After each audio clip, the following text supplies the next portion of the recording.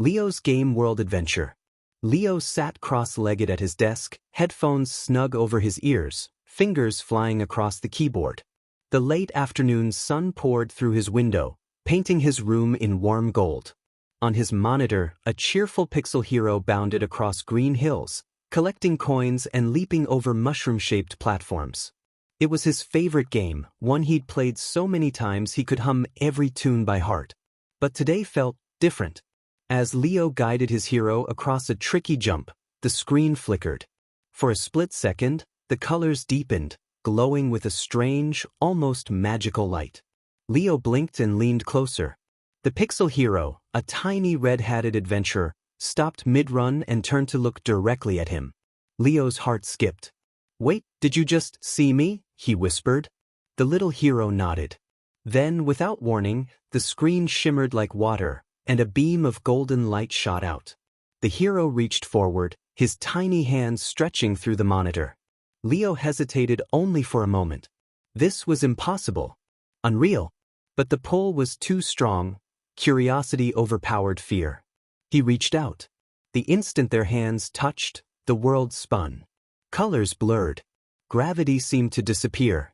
With a soft whoosh, Leo tumbled onto springy grass under a bright blue sky. He sat up wide-eyed. Rolling green hills stretched as far as he could see, dotted with floating coins, platforms, and the occasional mushroom-shaped house. The little hero stood beside him, grinning. Leo laughed out loud. "In the game?" The hero pointed toward a distant castle. A storm of pixelated clouds swirled above it, crackling with electric blue lightning. Without words, Leo understood there was an adventure waiting and he was part of it now. They set off together, leaping over rivers, dodging bouncing turtles, and collecting golden coins that felt warm in Leo's hands. At one point, Leo swung across a vine, landing in a patch of glowing mushrooms that giggled when stepped on.